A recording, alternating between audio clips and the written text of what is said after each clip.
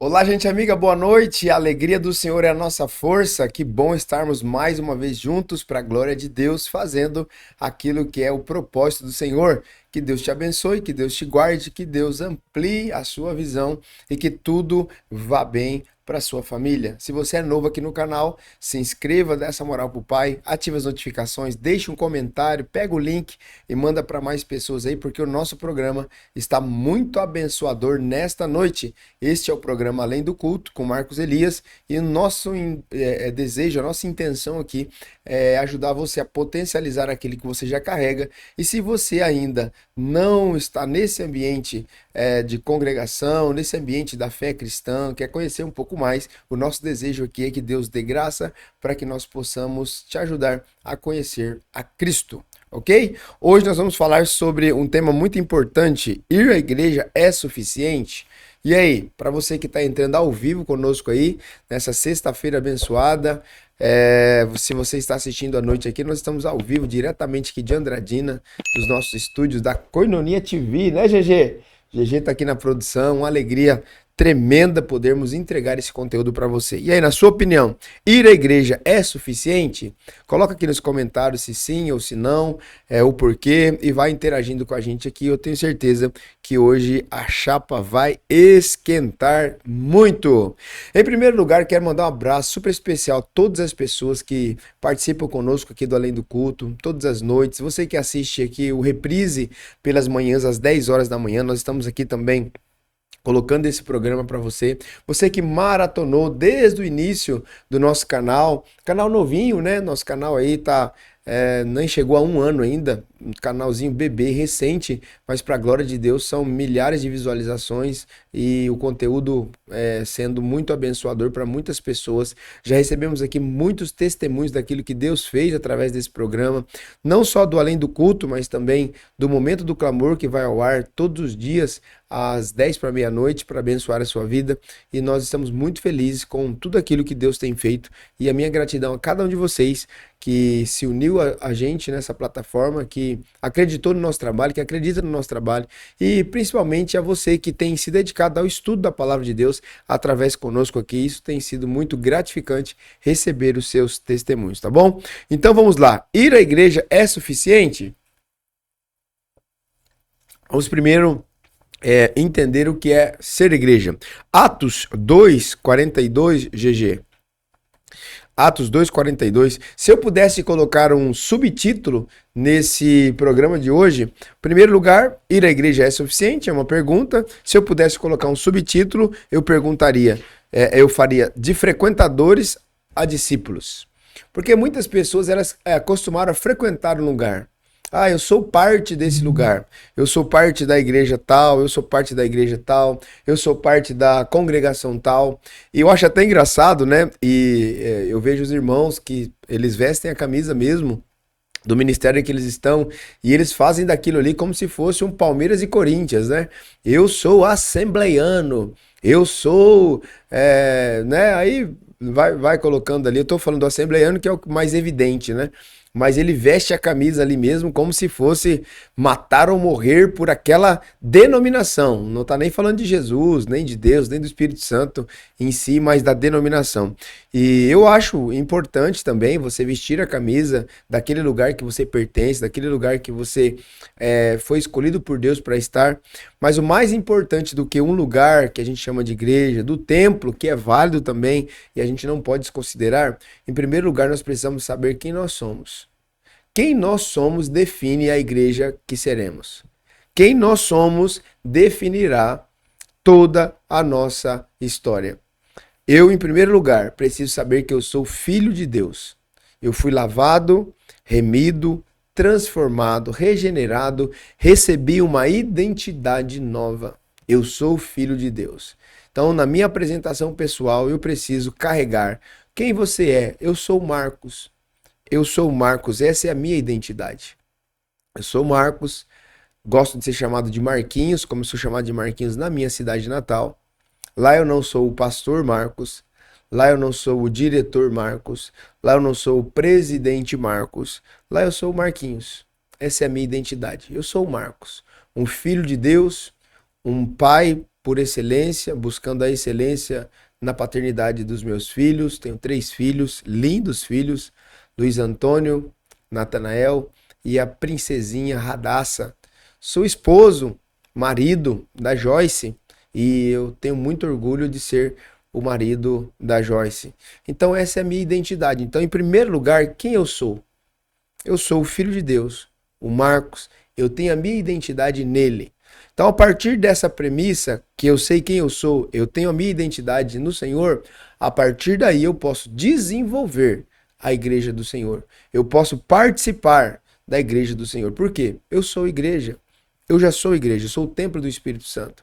Agora, quando a gente fala de igreja, o que vem à nossa cabeça? A nossa cabeça vem o templo, a nossa cabeça vem o prédio, a nossa cabeça vem as reuniões, aquilo que a gente faz aqui no templo, né? Nós temos um templo aqui do lado chamado Igreja Koinonia.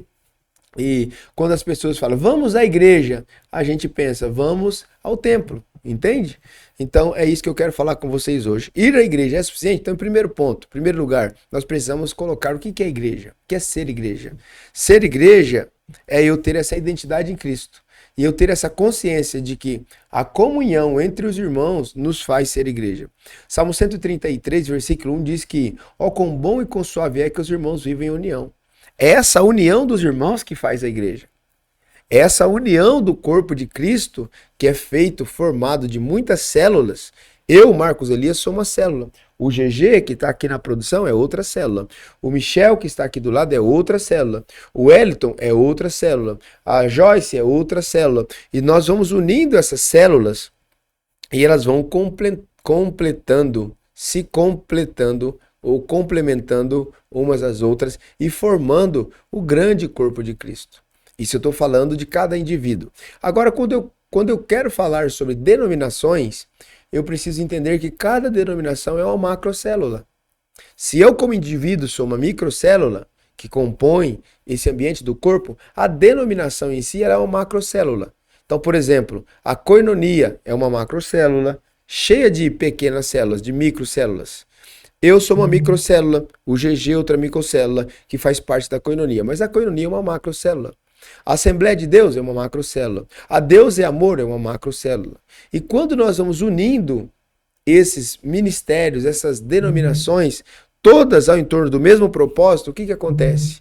Nós nos tornamos a igreja, o corpo de Cristo, uma grande família global espalhada por toda a terra. É aquilo que Jesus disse, comprada para ele tribos, línguas, raças e nações. Ele morreu na cruz do Calvário por essa igreja que é formada de pessoas, micro-indivíduos, microcélulas e macrocélulas a partir dos relacionamentos que nós chamamos de denominações, ok? Então, ser igreja, em primeiro lugar, é o que faz a gente dar o primeiro passo rumo àquilo que nós vamos conversar hoje. Como eu disse aqui de um texto, vamos lá. Atos 2,42, vamos extrair algumas verdades bíblicas aqui desse texto para nossa aplicação pessoal. Todos se dedicavam de coração aos ensinos dos apóstolos. Todos. Todos esses indivíduos, todas essas pessoas, todos esses irmãos que são indivíduos que têm a sua identidade. Ali, na igreja de Atos dos Apóstolos, a Bíblia está dizendo que todos eles se dedicavam com o mesmo pensamento, de coração com o mesmo pensamento, com a mesma mentalidade, ao ensino apostólico.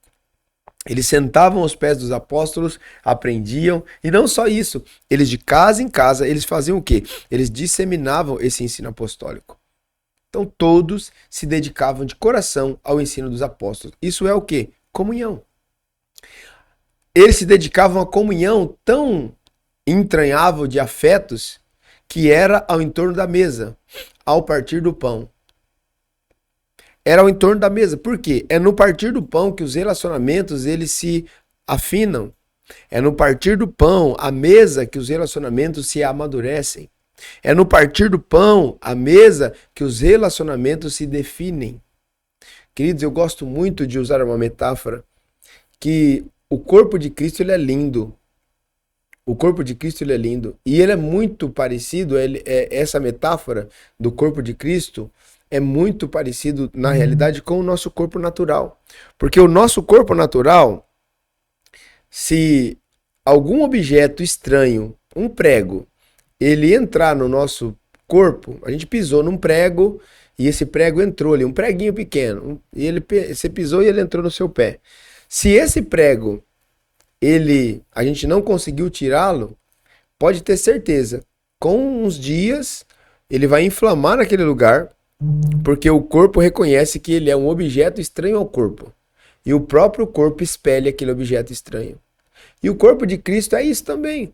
Se a gente não se relaciona com os nossos irmãos no corpo de Cristo, através da comunhão, através da mesa, através do partir do pão, através das orações, o próprio corpo ele vai nos expelindo. Por quê? Porque o corpo não identifica a gente como algo sendo do corpo. Então, qual que é a nossa busca? Em primeiro lugar, por conhecer a nossa identidade. Quem nós somos diante de Deus? Somos um filho. Você é uma filha de Deus. Então, essa é a sua condição. Muitas pessoas equivocadamente acham que validar as suas vidas, validar os seus ministérios, é aquilo que elas fazem para Deus. Primeiro, Deus não é patrão, Deus é pai. Quem cobra resultados por performance é patrão. Porque ele te paga um salário, e ele precisa que você corresponda com uma boa performance para que ele continue oferindo lucros, para que esses lucros dê a possibilidade de ele continuar te pagando. Porque se você é um funcionário e você não tem uma boa performance, você não gera receita. Não gerando receita, o teu patrão não terá recurso. Ele não tendo recurso, ele vai te mandar embora. Então o teu relacionamento com Deus não pode ser de patrão empregado. O teu relacionamento com Deus, a partir da tua identidade, é de pai e filho. Você pode até trabalhar para Deus, mas você não trabalha por uma performance. Você trabalha porque você ama. Você trabalha porque o teu pai é o dono do negócio.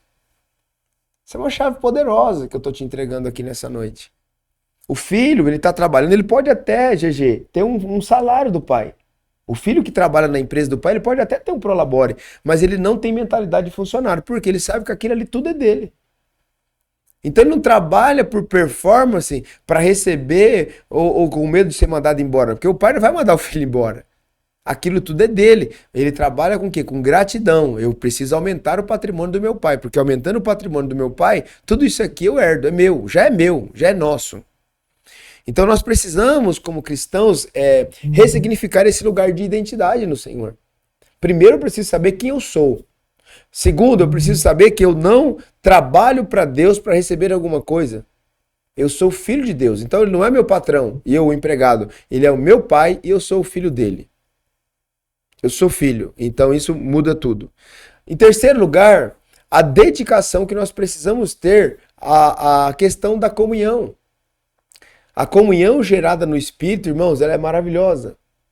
O Senhor vai nos atraindo para Ele, vai nos conectando com pessoas e nós vamos desenvolvendo essa comunhão gostosa que é o corpo de Cristo, que é o prazer de você estar à mesa com alguém, que é o prazer de você estar no discipulado com alguém, que é o prazer de você estar no culto público também, na igreja, no templo, tá tudo certo, não tem problema quanto a isso. Mas nós precisamos buscar esse lugar de uma comunhão sadia com o Senhor. Então a igreja apostólica de Atos dos Apóstolos, todos se dedicavam de coração ao ensino dos apóstolos, todos se dedicavam à comunhão, todos se dedicavam ao partir do pão e todos se dedicavam à oração. Então esse é o primeiro ponto que nós vamos trabalhar aqui. O segundo bloco é, a igreja ela é um corpo. Eu falei muito isso na introdução. O corpo de Cristo ajustado, conexo, conectado, nós precisamos entender isso. Eu quero usar como âncora aqui 1 de Coríntios, GG, capítulo 12, a partir do versículo 12. Coloca aqui nos comentários se você ouvia Deus como um patrão e você trabalhando ali por performance, ou se você sempre viu Deus como pai. Eu não via Deus como pai a minha vida inteira, não. Eu sou evangélico, sou cristão evangélico desde quando nasci. Meus pais eram pastores, pastoreavam uma igreja, eu já nasci nesse ambiente, mas eu não via Deus como pai desde o começo, não. Eu via Deus como um patrão, que a gente precisava trabalhar para ele para entregar um resultado. Quando eu entendi que Deus é pai e não é patrão, que Deus não precisa de performance e sim de adoração, queridos, mudou tudo. Comenta aqui para mim de que lado da história você está. Vamos lá. 1 de Coríntios, capítulo 12, versículo 12 diz assim: o corpo humano tem muitas partes, que são as células, os membros, mas elas formam um só corpo. Quando nós olhamos para o esqueleto humano, nós percebemos quão lindo é as conexões que cada membro, cada osso, cada nervo, cada músculo, cada sinapse, cada veia, ela tem ali no corpo, unindo, unificando. E uma coisa mandando mensagem para outra parte e ela se correspondendo. É por isso que o apóstolo Paulo usa o corpo humano como essa metáfora. O corpo humano tem muitas partes, mas elas formam um só corpo. Ou seja, tem muitas células, mas é um corpo só. O mesmo acontece com relação a Cristo. Ele está tentando usar essa relação do corpo, das células do corpo, para explicar a nossa relação com Jesus. 13. Alguns de nós são judeus, alguns são gentios, alguns são escravos e alguns são livres. Mas todos nós fomos batizados em um só corpo pelo único Espírito. E todos recebemos o privilégio de beber do mesmo Espírito. Ponto. Vamos esperar até aqui. Qual que era a situação deles? Eles estavam vivendo uma sociedade que existiam ainda alguns escravos. Muitos escravos, inclusive. Então ele estava dizendo, olha, existe entre nós, na igreja, na sociedade, escravos. Existem entre nós gentios. Existem entre nós judeus. Mas todos nós precisamos entender. Em Cristo nós fomos unidos no mesmo lugar. Em Cristo nós fomos unidos em comunhão pela mesma pessoa. Então recebemos o privilégio de beber do mesmo Espírito. Essa é a graça do corpo. 14. De fato, o corpo não é feito de uma só parte, mas de muitas partes diferentes. Se o pé diz, não sou parte do corpo, porque não sou mão, acaso por isso deixa de ser parte do corpo? E se a orelha diz, não sou parte do corpo, porque não sou olho, será que por isso deixa de ser parte do corpo? Se o corpo todo fosse olho, como vocês ouviriam? E se o corpo todo fosse orelha, como vocês sentiriam o cheiro de algo? Mas nosso corpo tem muitas partes, e Deus colocou cada uma delas onde Ele quis. Então nós precisamos compreender isso. Cada parte do corpo é importante. Cada parte do corpo. A unha, mesmo que encravada, ela é importante. Tem uns irmãos que são unha encravada, né? Dá um trabalho lascado. Mas, unha encravada, você também é importante. Você também é importante. Tem irmão que é pelinho de nariz, né? Trem difícil de lidar, gente. Mas se arrancar faz falta. Então, tá tudo bem. Nós somos esse lindo corpo de Cristo, feito por muitos membros, nos relacionando uns com os outros e gerando esse ambiente de comunhão maravilhosa. Segundo lugar, a vida cristã, ela é comunitária. A vida cristã, ela é coletiva. Hebreus capítulo 10, versículos 24 e 25, GG. Hebreus 10, 24 e 25. Pensemos em como motivar uns aos outros na prática do amor e das boas obras. E não deixemos de nos reunir, como fazem alguns, mas encorajemos-nos mutuamente, sobretudo agora que o dia está próximo. Essa reunião, irmãos, o tema aqui é como ser igreja. É suficiente só ir à igreja? E eu comecei ensinando no primeiro bloco o que é ser igreja. Para mim, não é suficiente só ir à igreja, instituição. O nosso relacionamento de amizade, de aliança, Fora desse ambiente institucional, para mim, é o que traz mais saúde para o corpo. Porque as coisas institucionais, elas são programadas. Então, nós temos aqui na Igreja Koinonia culto quinta-feira, culto público. Domingo de manhã, nós temos sábado à noite culto de jovens, nós temos uma programação. O que é uma programação? É algo programado, é algo formatado, é um encontro previsto, tem uma previsão do que vai acontecer. Agora, o ambiente fora disso, que a gente encontra numa padaria para tomar um café, que a gente senta à mesa de alguém para tomar um café, que a gente vai para uma chácara de recreação, lugar de recreação, para ter um tempo junto com outros irmãos, com famílias. Queridos, isso fortalece, isso traz saúde para o corpo. E eu tenho dito aqui no nosso programa, além do culto, que muito mais do que ter um púlpito evidente, nós precisamos ter uma mesa atraente. Nós precisamos ter uma mesa em casa, mesmo que seja simples, mas uma mesa que reúne os filhos, a esposa, o esposo, que reúne os irmãos, que reúne as pessoas em torno dessa mesa e eles partilham o pão, eles oram juntos, eles cantam louvores, eles dão salmos ao Senhor, eles contam testemunhos, eles dão risada. Queridos, irmãos, amigos, esses dias eu fui convidado para um aniversário lá em Três Lagoas de um pastor da nossa equipe de lá. Queridos do céu, mas como eu dei risada naquele dia. Tinha um pastor piadista lá, meu Deus do céu, como aquele irmão me fez ficar muito extasiado de alegria. Meu coração saltou de alegria ali naquele lugar. Um lugar que a gente pôde ser gente, que ninguém estava esperando o pastorzão, que ninguém estava esperando aquela postura ereta, aquela postura firme de um líder que está querendo conquistar uma cidade. Ali era o Marquinhos que estava presente, era o irmão fulano, a irmã ciclano, e a gente dando risada, a gente contando piada, e a gente leve, e Deus se manifestando. Então é isso, ali nós estávamos sendo igreja. Quando nós vamos fazer algumas ações sociais aqui na cidade, ali nós estamos sendo igreja. Quando a gente vai para a praça e a gente faz um culto público ali a gente é igreja. Quando a gente vai para o trabalho e a gente exerce com excelência o nosso trabalho, ali nós estamos sendo igreja.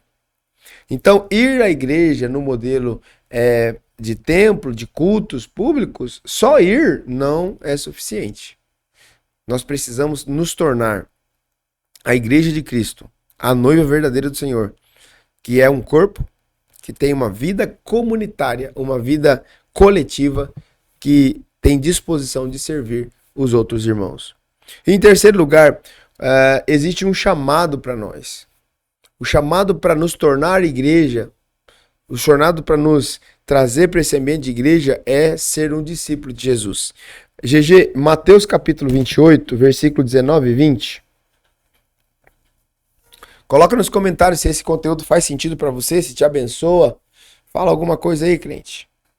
Mateus 28, 19 e 20. Portanto, vão e façam discípulos de todas as nações. Queridos, isso é uma ordem de Jesus. Eu estou liberando vocês, vão e façam discípulos.